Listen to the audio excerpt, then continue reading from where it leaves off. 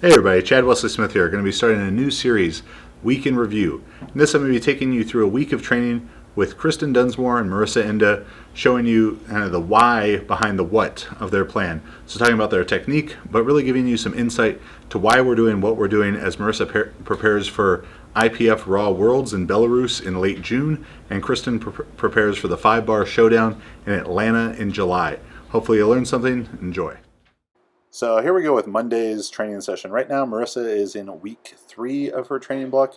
Kristen is in week 2, both in hypertrophy, so they're doing a lot of work. On this day, Marisa is doing high bar squats, 105 kilos, 231 pounds for 5 sets of 6. The way that their training is set up is sort of alternating weeks between hard squatting and benching one week and heavy deadlifting the next week, relatively heavy considering the phase that we're in. So this is more of the straight across volume week for both of them in the squat and bench, while they'll have some heavy deadlifting to do. Chris here is also doing high bar squats, also 105 kilos. Just like I said, lots of volume. We're building up from week to week. She had 105 kilos for 5 sets of 8 on this day. The purpose of the undulating weeks, kind of alternating heavy squat and bench or heavy deadlift on the alternating weeks, is to allow for higher quality of work. So, it would just be too taxing for both of them, considering how strong they both are, to try and do rep maxes in the squat, bench, and deadlift all in the same week. Here you can see them doing some front squats. Marisa sometimes struggles with the position in the front squat, finding the best way to hold the bar, but this week it seemed to come around a lot as she's doing 82.5 kilos, 181 pounds in the video here. Kristen doing 80 kilos, 176 pounds, and she had 3 sets of 8 on this day. So you can see 8 sets of 8 total squatting volume for Chris on this Monday, and then followed it up with a little bit of split squats. The type of accessory work we like to implement is usually some sort of unilateral leg training that's going to be pretty quad dominant. Split squats, step up, lunges, all good options, along with some more direct posterior chain work like a GHR, back raise, RDLs, good mornings, reverse hypers. Any of those are good options. One is not necessarily better than the other. You're just looking to get stimulus to the muscle. It's all general exercises. So here on Kristen's bench day, because particularly for female lifters, doing only volume work may make them feel too out of touch with the heavy weights and be a confidence issue, we still include a every other week single for Chris prior to her volume work.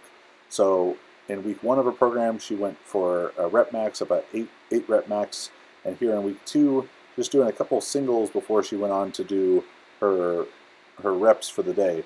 So there she was doing 204 and 215 before dropping weight and going down to 5 sets of 8 after that. Here a great set of deadlifts for Marisa, 157 kilos, 345 pounds for a set of 6.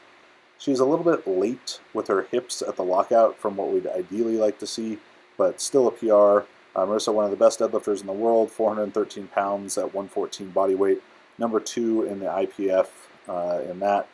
She's just a very well-rounded lifter, and we're continuing to push that up to hopefully look at 190 or even 192.5 kilos at Worlds. Also a heavy deadlift day for Kristen. Again, we're alternating heavy and volume week after week, trying to keep her in touch with her sumo technique while developing the musculature of the deadlift as well as possible, which we see being better done by conventional. So there's a conservative 5 rep max with 160 kilos, 352 pounds before doing some back down sets conventional. Kristen had to take over 2 years off of competition because of low back problems. So we've had to start out very conservatively with the conventional deadlifting, but I think it's going to prove itself very useful in building up her back strength. And then here we are on Friday.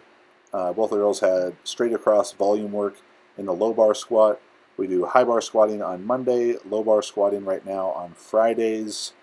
Still this undulating type of strategy, so next week Marisa will take a heavy single and then a 6 rep max, while Kristen will have an 8 rep max. This week they're just practicing technique, getting the work in, building that volume up, accumulating fatigue, and building fitness along with it. Marisa here doing 260 pounds for 6 sets of 6. And Kristen has 125 kilos, 275 pounds for 5 sets of 8. We'll see if I left in any of her reaction shots in regards to how angry she was at me, tired, exhausted, as her face showed how a 5 sets of 8 squat workout after earlier in the week, 8 sets of 8, really makes you feel. You can see Kristen does a very good job here of keeping her knee forward, not letting it shift backwards out of the hole. That's something that we really focus on with all of our athletes, high bar or low bar squatting.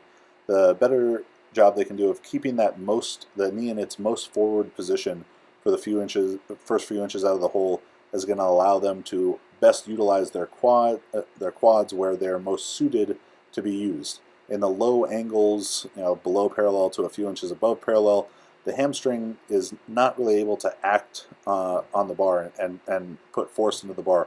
The quads have to be the one doing the work, and keeping the knee very forward allows that to be best achieved. They'll just go on here for a workout on Saturday, which is more of an accessory upper body workout, and we periodize that just linearly from week to week.